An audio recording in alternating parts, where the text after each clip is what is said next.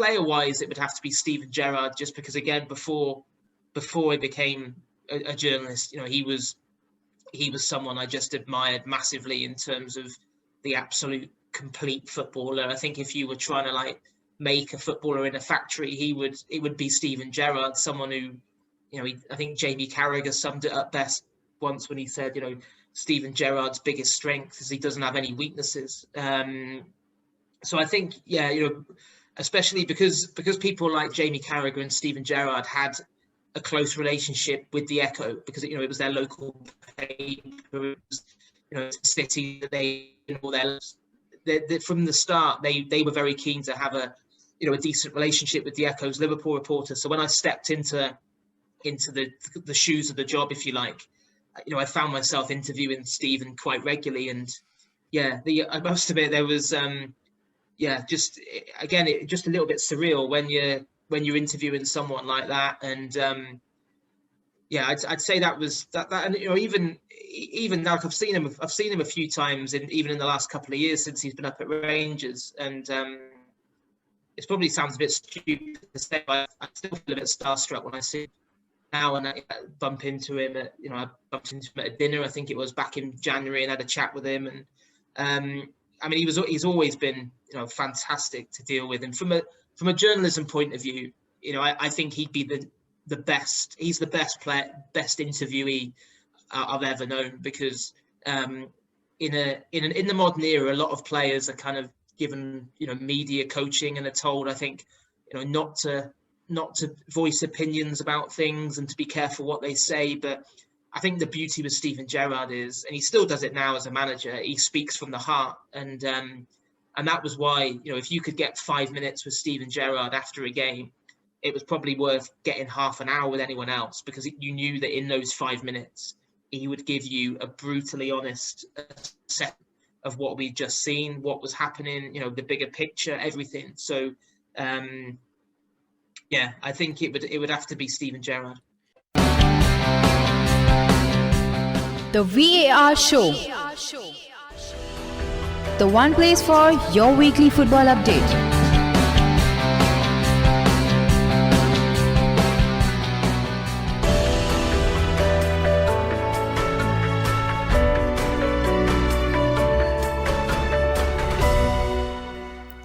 So hello, a very warm welcome to the VAR Show, the show which talks about various major football leagues in detail. Today we are going to connect him with interviews, and we have one of the most renowned British journalists, Mr. James Pearce. He is currently associated with the Athletics and covers Liverpool Football Club. So without wasting much time, I would like to first thank James for coming on the show. Thank you and welcome to the show. And I would like to begin by asking you, how are you and what are you doing these days? I'm very good, thank you. Yeah. Thanks for inviting me on the show. It's been quite a busy time. This means Liverpool are playing at the moment. It's just a very strange season, because of course, with last season with a big delay, and then them needing until the end of July to finish all the games, and then the short pre-season. They're now having to squeeze in so many matches. So the schedule is so intense. So I've been lucky enough still to go to the matches. I was at Anfield the other night for the Champions League game against Midland, and I'll be at Anfield this Saturday for the West Ham game. So it's there's obviously a lot of things going on Liverpool Football Club wise at the moment, with not only all the games, but of course the injuries that are mounting up as well. So probably not too far away from Jurgen Klopp asking me whether I can play centre back. Of course, and I'll get back to your personal self, and you have been involved in football for a while, and what has your journey been? Why Liverpool? You have been a synonym, for Liverpool, at least for us viewers here. We rely on your information, maybe on, I think you might be seeing on your Twitter feed, a lot of Asian people coming. So how did it all start, and how journalism was a mainstay for you? Yeah, well, I think like a lot of young kids growing up, I was absolutely obsessed with football from about the age of 4 or 5, and my aunt was from Liverpool. So even though I grew up in the southwest of England in a city called Bath, which is about 100 miles away from London, everyone in my class in like the mid 80s was either Liverpool or Everton. They were the two, real dominant forces. And of course at that age you kind of dream of one day playing for the club you love. And it soon became clear at quite a young age that I was nowhere near good enough at playing football to earn a living from it. So I even from about the age of 10 or 11, I always loved English at school. And I just thought, you know what, if you can't play football, then the next best thing is to write about it. I was just fascinated that there was, that you could actually earn a living from going to games and writing about something you absolutely love. And it was a long journey to get to where I am now, because I worked on a very small local paper in the southwest of England for 5 years, covering a lot of kind of non-league football. So, the equivalent of like the 6th or 7th division in England, and then moved to the Liverpool Echo in 2005. But even at that stage, I was doing kind of the jobs that no one else wanted to do, really. It was so competitive to write about Liverpool that I did a fair bit of like Tranmere Rovers and Southport, which Chester, like non-league teams. So it was a case of having to be patient, and slowly I got the chance to start writing about Liverpool. It was around the time when Hicks and Gillette were kind of, the very divisive owners that Liverpool had from the States, and there was so much going on with the club on the pitch and off the pitch that they almost needed another pair of hands to help. So that was kind of how I initially got to start writing about Liverpool regularly, and then it just went from there. And came the Echo's reporter in very early 2011. Very fortunate enough to be there every step of the way through, Kenny Dalglish's second spell in charge. Then of course we had the Brendan Rodgers years, and then what an amazing 5 years it's been with Jurgen Klopp at the helm. So yeah, and then I suppose, as people will know, I left the Echo probably about 15 months ago now to join the Athletic. So yeah, which is a different type of role, but I absolutely love it, and I feel very, very fortunate that writing about Liverpool is something I get to do on a daily basis. Of course, and I think the other day you shared a post, I think on Instagram, about how you went to your first game, I think 30 years back against Chelsea. Yeah, which was a 2-0 victory for Liverpool, I think, and you would have seen multiple successful managers in varying degrees come and go, but for whatever reason they could not deliver the Premier League or have a sustainable title challenge year after year. And you also saw Klopp come in and maybe build a team and probably win it, and he has created one of the finest Liverpool team of the Premier League era. What do you think has changed under Klopp in comparison to the previous managers that you experienced? Yeah, it's a great question. I think so many things have changed. I think going back to kind of the early 90s when Liverpool lost their status as the number one team in England, I think, the poor recruitment of players hurt Liverpool a lot. I think there was a bit of a misconception that Liverpool didn't have the money. They spent a lot of money back then relatively to that period, but the big issue was they didn't spend it wisely enough. And I think we've seen that a lot in the Premier League era, that when Liverpool have come really close, they came close under Roy Evans. I was a student at university under Roy Evans, and that team played some amazing football and should have won more trophies than it did, but they just didn't quite have enough quality to kick on. And of course they also had the unfortunate thing of having a very, very talented Manchester United team around at that time. Of course, you had Wenger's Arsenal as well. And then I think, what happened then was we saw all this new money come into English football, didn't we? With suddenly, Abramovich buys Chelsea, and Liverpool struggled then to compete financially, and similarly with, Sheikh Mansour at Man City. So it suddenly became a lot harder, and and then you had the issues with the ownership, of course, under Hicks and Gillette that I mentioned before, and which ultimately kind of did for Benitez. And then, there was just so, like, even, under Rodgers, we had that amazing 13-14 season, but then you lose Suarez and you waste that money on, Markovic and Balotelli. And so I think what Klopp, the biggest change on Klopp has been the recruitment. in terms of, if you made a list of every player Klopp had signed, the amount of hits compared to misses is unbelievable. I think the only player you could really say there's been a flop really would be Karius, and even he was, what was he, £4 million? So you're not talking about an expensive signing. And so that's been a key thing. I think also I've never met anyone with Klopp's man management skills. I think he's in a class of his own in terms of getting the best out of people, not just players. I think staff as well. Like obviously with coronavirus, I haven't stepped foot inside Melwood since March, but back in the times when you went, I was there on a weekly basis, you could just feel the positivity around the place. And I think Klopp, he's just a master at finding the right words at the right time to motivate people. Of course, aside from his charisma, I think immense football knowledge and his tactical expertise and the way in which he's surrounded himself with so many experts. I think, you look at, I think with Klopp, because everyone thinks about Klopp and the big beaming smile and the hugs, I think what gets overlooked a bit sometimes is, his attention to detail is ridiculous. Like, he leaves no stone unturned, whether it's, things like bringing in the throw-in coach, deciding, right, we're going to completely transform the way in which we're going to become a proper set piece team and make that count. We're going to have a real emphasis on nutrition, with bringing in Mona Nema. Even the psychology side of things with bringing in Lee Richardson as the sports psychologist. So there's so many little things that have come together to put Liverpool back at the top of English football. And I think probably another factor that I didn't mention then was just Klopp's ability to galvanise supporters as well. Not just inside the stadium, but all around the world. Because before he came along, I think Liverpool fans have been, they were almost like a bit wearied because there'd been so many near misses, and it was like, is it ever going to happen? Are we going to see Liverpool back at the summit of English football?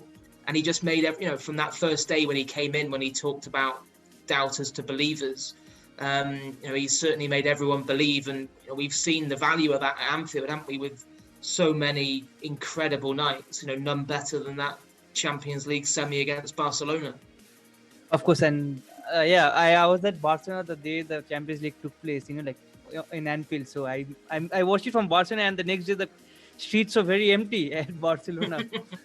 I wanted to ask you, you said how you are at Melwood regularly, okay, and you cover Liverpool for Athletic. Do you think that when you write about them, it is difficult for you to maybe criticize someone from Liverpool? Do you think because you have a human connection with them on a weekly or a day-to-day basis, do you think it's difficult for you as a journalist to cover that part?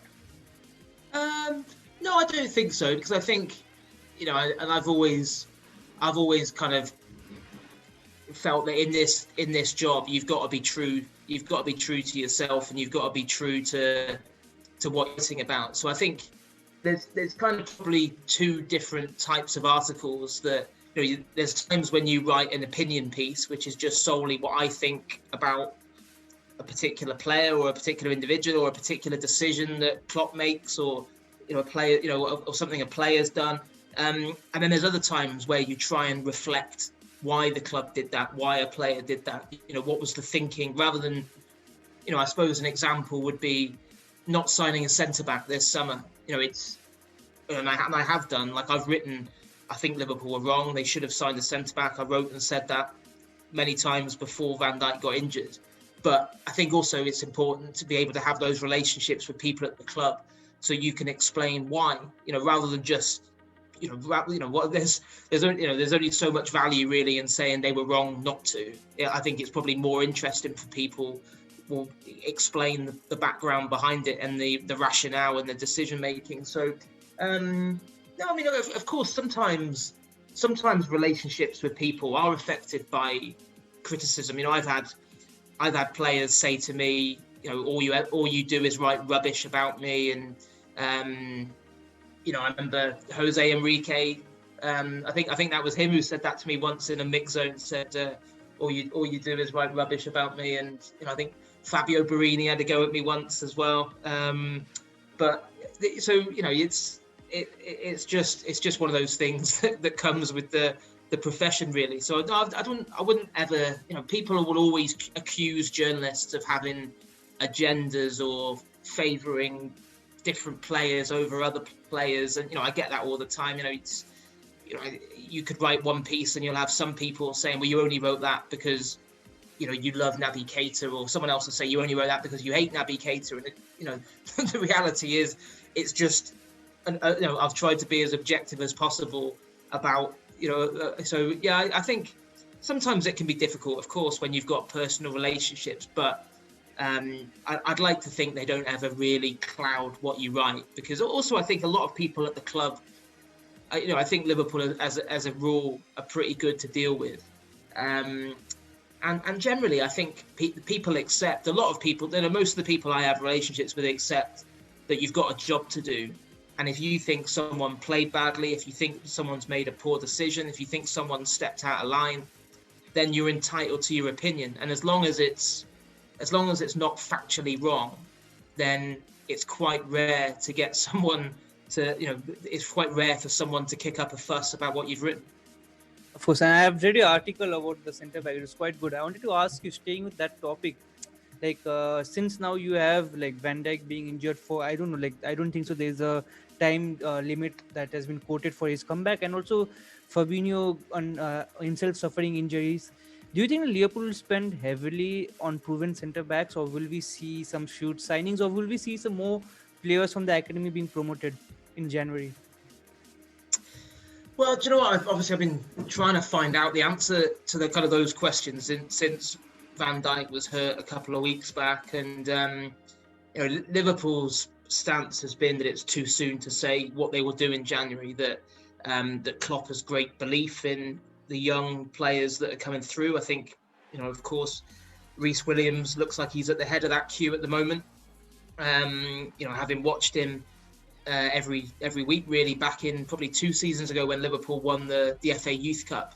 I can't say I'm massively surprised at how well he's done, because I thought then he was a star in the making. But of course, it's all well and good to do it play well a few times in games when Liverpool aren't under big pressure. It's a whole different animal to expect him to perform week in, week out on the biggest of stages against, especially when you get to the business end of the season, and there could be titles on the line, there could be Champions League quarterfinals, semis on the line. So personally, I think Liverpool will have to go and sign a centre back in January. I just don't see how they can get through to the end of the season without doing that. Now, Liverpool would say, well, January is not a great time to buy. Availability isn't great, and if to try and prize a decent centre half away from a team in January, you're probably having to pay a premium. And as we know, money is thin on the ground because of the pandemic. I think it was no great surprise that the 2 big deals that Liverpool did in the summer, both of them for Thiago and for Jota, involved very little upfront payments. And those payment structures were key to Liverpool being able to sign them. So it's not like suddenly there's going to be 40, 50, 60 million available to go and splash on a defender in January. So it's going to be really, really interesting to see what happens. And I just think it's probably too soon to say, because there's various names been bandied around, and I know that they've looked at Kabak, they've looked at Upamecano. Of course, they'd heavily scouted Ben White at Brighton, but I think the issue there is probably going to be price, because I think Leeds were prepared to pay up to 30 million for him, and Brighton refused to sell. And you think, so you're probably talking 40, 45 million for Ben White, and I just think you're going to get much better value if you dipped into the Bundesliga compared to that. Connor Cody's another name that's been bandied around, but that there's an emotional side to that, of course, with him being a lifelong Liverpool fan and an ex-academy player. But I don't think he would be a particularly great fit, because he plays in a back 3 at Wolves. I don't think style-wise it's a great fit. And then the other key thing I think is what's going to happen with Joel Matip, because unfortunately Joel Matip, it doesn't seem like you can really count on him to stay fit for an extended period, because he came back obviously for the Merseyside derby. He's missed the 3 games since. Klopp didn't seem too sure the other night whether he'd be back for the next couple of games either.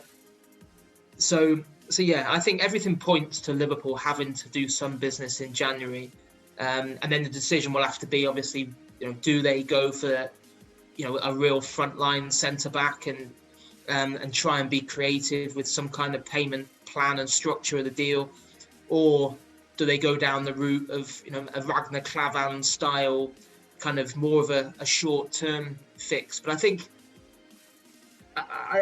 it's more likely they would go for someone who would do a job in the longer term, just because I think I look at the centre-back options in that squad, and I don't think you're just buying a player to cover till Van Dijk comes back. I actually just think the squad needs another really classy centre-back who can play an integral part, because although Fabinho can play centre-back, I want to see him in that holding midfield role. We're waiting to find out exactly how long Fabinho will be out. Hopefully it'll just be a few weeks, but I just think although he can play centre-back, you then really miss his presence in midfield. Of course, and Liverpool have not been bad buying in January. They have bought some extremely good players during January, from Suarez to maybe Van Dijk. They have been extremely fortunate. And I wanted to ask you, Liverpool got Thiago in the summer, and that has freed up maybe a space in midfield, and Fabinho can fall back in defense. Do you think that will stop Klopp buying a centre back, because you have a midfield packed and maybe Fabinho is not that much required if Thiago wasn't there? That was part of the argument. The club's kind of stance in the summer for not going and replacing Lovren was that the explanation was, well, Klopp sees Fabinho as the 4th centre back if he needs to turn to him, and then the point was made that he also has got high hopes for Reece Williams, for Billy Koumetio, who of course impressed Klopp a lot in pre-season. It's a shame that Koumetio has had a few injury problems himself since then. I think, but for that, he would have featured in some of the League Cup games. And of course, you've got Nat Phillips, who's a few years older. I think he's 23. Nat Phillips, but he, again, it's just a big ask, isn't it? I think to expect him to try and fill that void. So, I think the fact that Klopp had this faith in Fabinho to play centre back was one of the reasons why he didn't go and replace Lovren. I think it was also in a summer when money was tight, he just felt strengthening the front line. Thiago, I think, was just a no-brainer because you were getting such an elite player for such a low fee. And of course, Tsimikas, because Liverpool desperately needed to ease the burden a bit on Andy Robertson. But I do think that I don't think Fabinho as a centre half is a long-term option, because for me he's the best holding midfielder in the Premier League, and why would you not want to play him in his rightful position? Of course, and the next question is sent in by Nabin Katel, and he's one of the viewers, and he wanted to ask you, considering everyone is fit, that is Van Dijk, and with Thiago's presence, how will this Liverpool team evolve? With what was the Van Dijk part of the question? If Van Dijk is fit and Fabinho doesn't have to fill in at the centre half, how will this Liverpool team evolve? Do we see phasing out of the likes of James Milner, Gini Wijnaldum and Henderson in the longer run, and more of Thiago players, considering his arrival this summer? Yeah, well, I think one thing that struck me about losing Van Dijk is that the Merseyside derby, I absolutely loved the look of that midfield, and I thought that midfield was almost like a glimpse into the future. And hopefully it still will be Liverpool's future. It just won't be the short-term future because Fabinho's going to be needed at centre-back. But I loved that midfield of Fabinho sitting deep and Henderson and Thiago either side of him. And I think in terms of phasing players out, that's probably going to be one of Klopp's biggest challenges at Liverpool, because if you look at his managerial career, he's never really had to do that, because at Dortmund, he tended to have his best, most influential players, lured away by Bayern Munich, and he lost players, and so having built this, this incredible team that's won the Premier League and the Champions League, he's now that I think that's really tough, especially when you're a manager who's as close to his players as Klopp is knowing that right time to phase people out. And of course, I think it goes without saying that James Milner, with his age, although he's an incredible athlete, his role will continue to reduce. Gini Wijnaldum, as things stand, Liverpool aren't expecting him to sign a new contract, so Liverpool, of course, have to be preparing now for the future without Wijnaldum from next season onwards. Personally, I still hope he has a change of heart and does sign another contract, but I haven't heard that that's the case up to this point. So yeah, and I think when Liverpool signed Thiago, speaking to people at the club and people involved in the deal, there was very much a feeling that Thiago would give Liverpool a new dimension. And unfortunately, because of COVID and the injury he picked up in the derby because of that horrible challenge from Richarlison, we haven't really seen it yet. But I just think so much of this Liverpool team's kind of attacking danger comes from wide areas with Robertson and Trent Alexander-Arnold. And I think the feeling was that if you could improve one area, it was through the centre of midfield by having more of a creative edge. And there's no doubt that Thiago will give Liverpool that with how progressive his passing is. So yeah, I think, Thiago, of course, is going to be, massive going forward. And yeah, I think that's one thing that we'll see that changes. I think Liverpool will start hurting teams in different ways, probably. I think they'll become, when Thiago's playing every week, I think they'll be probably a bit more unpredictable to play against. I wanted to ask you, most successful teams not only buy players or scout players and buy them at a cheap price, but also they know when to sell them, when they're highest value or when they're going to go down. And with Diego Jota coming in, Minamino coming in, do you think we are slowly seeing the phasing out of the front three, maybe in 1-2 seasons where they may sell one of the big players of the front three? Yeah, it's an interesting topic of discussion, and it kind of seems to come up kind of every summer. Is there going to be a time, and is this the time when you almost cash in? And I still think that conversation is probably a bit too premature, because I look at that front three, and I don't see their powers waning. I know people will point at Firmino's form, and maybe say, well, his goal output hasn't been as good, and his form in general, I don't think it has been great so far this season. But I still think he's so integral to the way that Liverpool play, and Klopp values his input in the team so much that I don't see him going anywhere anytime soon. I think of course, in terms of if you want to generate a huge amount of money, then Salah or Mane, I think would be the one of those two. But I just don't see that being. I just don't see that. It's like a lot of going back probably, I don't know, maybe 7 or 8 months. A lot of people were saying to me, Liverpool should sell Salah and go and sign Jadon Sancho, and to me that just made no sense, because you look at Salah's numbers; they're absolutely incredible. Why? I know Sancho's younger, but I wouldn't swap Salah for Sancho. I just still think that you only have to look at the way in which Salah started this season to see that that's not a player on the way down. That's going to be the key, if you like, and whether Liverpool can master it is picking that right time when a player has gone over the hill, if you like, and are on the way down the other side, and then you cash in. But I still think, with the way that people like Mane and Salah look after themselves as well, I still think that conversation's a couple of years away. Of course, and I think in Sheffield we saw a change in the traditional formation that Klopp uses. And do you think that there's just a change in formation because of the injuries, or do you think that can be a formation that is used to maybe accommodate the front line and even the players that have come in the summer in the longer run? Yeah, I think it kind of goes back to what I said before about with Thiago. One of the attractions of signing him was making Liverpool a bit more unpredictable. And I think Klopp, I know from speaking to him about it previously, Klopp hates the idea opponents knowing exactly what they're going to face when they come up against Liverpool. So he wouldn't, for argument's sake, last week, I'm sure Chris Wilder, when he was preparing Sheffield United, was saying, right, it's going to be 4-3-3. This will be the system. This is how Liverpool set up. And then, Liverpool will have caught them unaware by playing 4-2-3.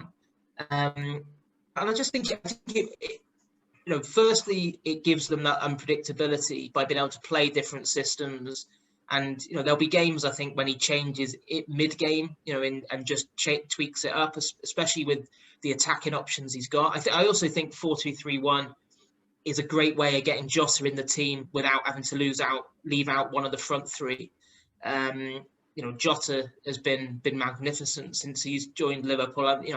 He was a player I admired when he was at Wolves, but I'd be lying if I said to you that I expected him to slot in so seamlessly, because he looks like he's been a Liverpool player for kind of six years rather than 6 weeks. So yeah, and I just think also I think Mo Salah. I quite like Mo Salah when he's playing through the middle. I actually thought that worked. I thought probably second half it worked better than first half last weekend against Sheffield United. But I quite like seeing Salah and Firmino closer together, and Firmino I think always just looks more comfortable when he's playing a little bit deeper, almost as a number 10. So I think also you're right. You mentioned the injuries, and I think that was part of the decision-making process as well, because Liverpool are short on midfielders at the moment. So I just think with the personnel that Klopp's got available, it just made sense on a whole lot of different levels. And, I think hopefully a bit further down the line, when Thiago's back, when Naby Keita's fit, when Oxlade-Chamberlain's fit, there'll definitely be a lot of times as well when he plays 4-3-3 with, three just genuine, authentic midfielders. But yeah, it definitely is something we'll see more of. The 4-3. Of course, and here, like talking about Sheffield, you had one player who moved from Liverpool to Sheffield, like Ryan Brewster. And what are your views on him? Do you see him coming back to Liverpool anytime, like in the future, or do you think that's a boat that has sailed and probably that's his level?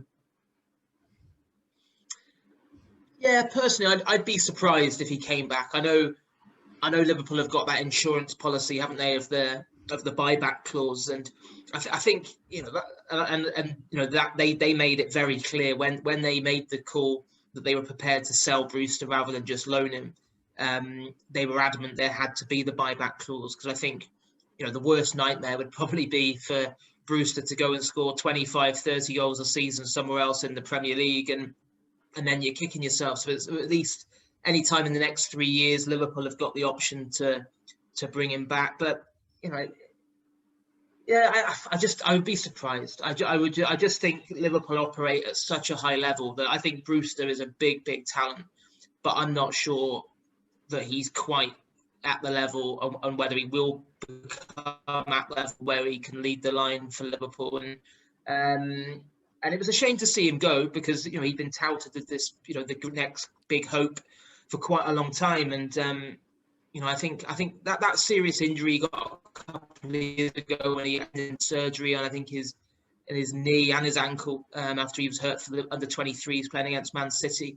He missed a lot of football on the back of that, and I just felt like he didn't quite get back up to the level he was at before that injury, when he was sensational. Of course, that was not long before that. He'd helped England win the under-17 World Cup.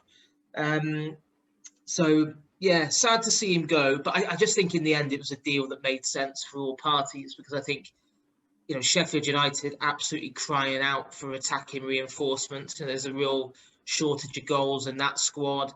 You look at Klopp's attacking options, he wasn't going to get a look in this season, and probably not even next season, really. And the money, rising to 23.5 million, I think it is, for someone who had never played a Premier League game for Liverpool. That to me is good business. Do you think any of the loanings like Marco Ruiz or Harry Wilson or anyone does have a future at Liverpool, or they're just looking to sell them on?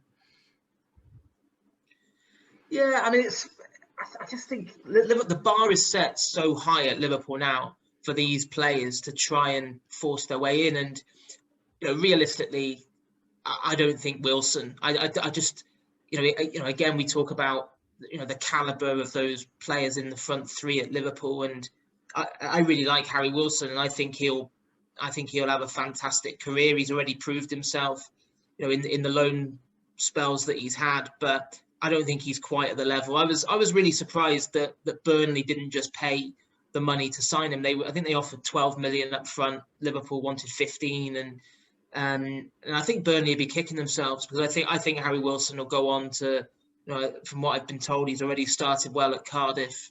But yeah, I can't really see him coming back and commanding a place at Liverpool. I think Marko Grujić is probably a slightly different case, just because, and I know from speaking to people close to him that he still thinks there is a grain of hope, because I think he clings to the fact that, well, if Wijnaldum goes next summer, and then, you might have a situation where Milner goes as well, if he can have a really good season at Porto, then, maybe he can force his way in. I really like Marko Grujić.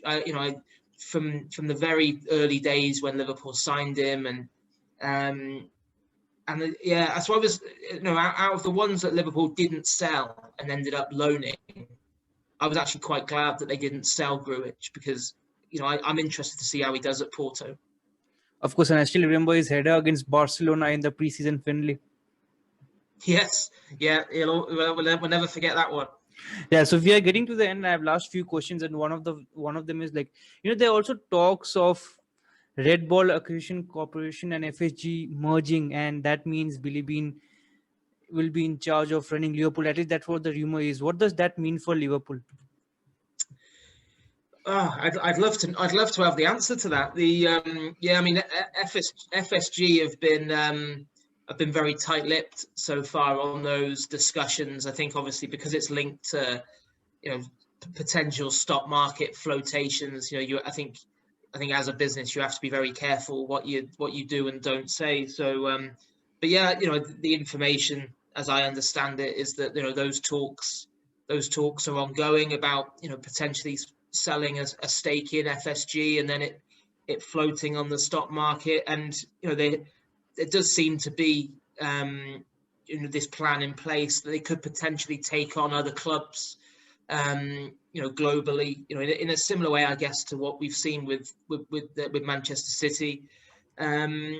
So yeah, I think in terms of what it means for Liverpool, that I think that is still to be determined. I think again, there's been stuff recently, hasn't there, with Liverpool being linked with European Super Leagues, and of course there was Project Big Picture with the potential changes to the setup of the Premier League, which those plans are pretty much in tatters because they voted down, and rightly so, in my opinion. So yeah, I just think it's a really interesting time, because of course we've had 10 years of FSG owning Liverpool, and I think every so often it seems there be a takeover rumor, or people will start asking themselves, well, where's their kind of exit strategy, and when are they gonna pass the club on? But the way in which they're clearly involved in these discussions, it doesn't strike me that's going to be any time soon.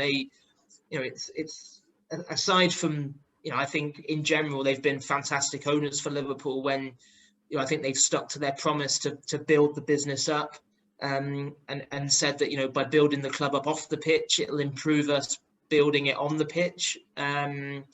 So I think they've delivered on a lot of fronts. They've also the acquisition. What was it? £300 million Liverpool cost them. It's probably now worth £2 billion. So it's that's not a bad investment from that perspective. But certainly all the noises at the moment seem to point that they're still in this for the long term, and what happens with Billy Bean and those discussions, I think we should know more over the coming months. Of course, and Billy Bean has had quite a positive influence at AZ Alkmaar. Yeah. So I'll move on, and during your time, maybe in journalism, if you had to choose one team that you enjoyed watching the most, be it from the Liverpool era or any other teams? Which team would that be? In terms of teams that Liverpool have played against, or You can give me a Liverpool team and a team that Liverpool have played against. yeah, oh, do you know what I mean, yeah, I think going back, I used to have a lot of admiration for like the Arsenal, the Invincibles around that time. I mean, that was that Arsenal team, I think, had just about everything that you'd want to see in a team in terms of just the power and the strength. And I used to absolutely love watching like Patrick Vieira and when you've got the quality of people like Henry, and you think of Bergkamp when he was there. So I think that great Arsenal team that Wenger built, I think that would have to be right up there in terms of teams that I've genuinely loved watching. I think, Liverpool wise, I think it goes without saying the current Liverpool team is the best I've ever seen. I think, I went to. My dad used to take me to quite a few away games in the south of England, kind of in the late 80s, early 90s. And as we said earlier on, my first trip to Anfield was October 1990. Just a few months after Liverpool had been crowned champions for the 18th time. But I think this team is in a class of its own in terms of what we've seen since then. I mean, I loved Roy Evans' Liverpool, as I said to you earlier on, in terms of, I think that's a very underrated era. Because Liverpool didn't, they only won the League Cup under Roy Evans. I think that period is kind of unfairly labelled as a bit of a flop, and which when that team with McManaman and Fowler and Redknapp, there was that they were great to watch. And again, Benitez of 2008-9, coming close. The Houliers treble winners as well. There was, although we had to wait 30 years for the big one, we weren't exactly starved of success along the way. There was some special teams, and even the Rodgers team of 13-14. I mean, it was just the way in which they kept winning games by crazy scorelines. I think. What was I think it was it 6-3 at Cardiff or something stupid like that. It was, and it was, they weren't the greatest Liverpool team I've seen, because I think we shipped 50 odd goals that season, and that was why ultimately we didn't win the league. But seeing Luis Suarez, that season was just, he was just unplayable at times. So it's been when you. I think I was at Carrow Road for both of his hat tricks, Suarez, and he did things that just absolutely took your breath away. So you have been, of course, you have been in the, you have interviewed and spoken to a lot of famous players and managers. Have you ever been starstruck by anyone? Yes, yeah. Two people really. Only I'd say.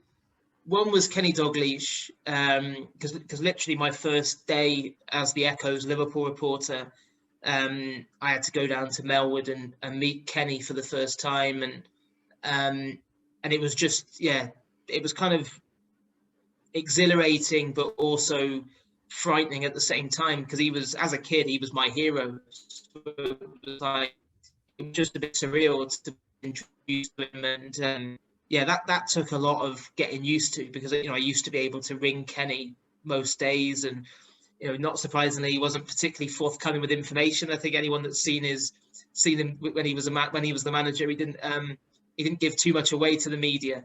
But he was one, and then I think player-wise, it would have to be Steven Gerrard, just because, again, before he became a journalist, he was someone I just admired massively in terms of the absolute complete footballer. I think if you were trying to make a footballer in a factory, it would be Steven Gerrard, someone who, I think Jamie Carragher summed it up best once when he said, Steven Gerrard's biggest strength is he doesn't have any weaknesses. So I think, especially because people like Jamie Carragher and Steven Gerrard had a close relationship with the Echo because it was their local paper, it was, city that they all from the start they were very keen to have a decent relationship with the Echo's Liverpool reporter. So when I stepped into the shoes of the job, if you like, I found myself interviewing Stephen quite regularly, and I must admit there was just a little bit surreal when you're interviewing someone like that, and I'd say that was that, and even like I've seen him a few times, and even in the last couple of years since he's been up at Rangers, and it probably sounds a bit stupid to say, but I still feel a bit starstruck when I see him now, and I bump into him at I bumped into him at a dinner, I think it was back in January, and had a chat with him, and I mean he's always been fantastic to deal with, and from a journalism point of view, I think he'd be the best. He's the best player, best interviewee I've ever known, because in the modern era, a lot of players are kind of given media coaching and are told, I think, not to voice opinions about things and to be careful what they say. But I think the beauty with Steven Gerrard is, and he still does it now as a manager, he speaks from the heart, and that was why if you could get 5 minutes with Steven Gerrard after a game, it was probably worth getting half an hour with anyone else, because you knew that in those 5 minutes he would give you a brutally honest set of what we'd just seen, what was happening, the bigger picture, everything. So I think it would have to be Steven Gerrard. So, like, on that note, I'll ask you one final question. And since you have been involved in journalism for such a long time, and you have also written books, if you had to give a piece of advice to young journalists or authors, what would that be? Do you know what? I think the best advice I could give to any young journalist these days is to try and avoid just getting kind of stuck behind a computer screen all the time. Because I always felt as if the best times in terms of like learning the trade and is getting out and actually meeting people, making contacts, going to have a coffee with people, picking up the phone, don't just send emails, speak to people, create relationships, create that bond, that trust. Trust is such a big thing in journalism, that where someone feels as if they can tell you something without, it might be information that they don't want you to be, they don't want to be quoted about, but they, if they feel comfortable telling you, you can then put the information into your own words. That's so valuable. And I think also in this day and age with a lot of young journalists work for websites where it's all about getting clicks and web traffic. And I think, I see a lot of young journalists who, are almost having to just cut and paste from another website, change the copy slightly, and then put it out as a story, or even, create stories off players' Instagram, such, I don't know, for argument's sake, Joe Gomez puts an Instagram post up, turn that into a story, or whoever, Thiago tweets something, turn that into a story. And it's like, I think the best advice I could give is to try and ensure that actually make sure you do the stuff which you want, which is why you got into journalism in the first place, which is creating relationships, getting to know people, and just getting into the habit of writing things that really matter, really things that you want to write about, interviewing interesting people, and actually doing, I guess, proper journalism, I'd say, as opposed to just the going down the route of trying to get clicks, because it is, it's such a hard industry to, especially at the moment with the way things are, with a lot of newspapers, shedding jobs. It's a difficult industry to get into, and then once you're in the industry, it's difficult to kind of work your way up. So it's all about trying to stand out from the crowd, really. And you have to get in there initially. I think you have to be prepared to put in a hell of a lot of hard work, and I did a lot of experience here to do a lot of menial kind of jobs and a lot of non-league football just to try and get my foot in the door. And I think that's important, because you have to really show people how much it means to you and how much you want to do it to try and separate yourself from everyone else that's trying to do the same thing. Of course, and like on that note, we can continue for another maybe 1 hour, but we need to wrap it up. So, James, thank you so much for talking to us, and I wish you all the best for your future endeavors. And hope you can continue to educate Liverpool fans all over the world about Liverpool and other topics. And hope we can talk in soon. Thank you once again. Take care. Stay safe. Bye. No problem. Great talking to you. Thank you so much.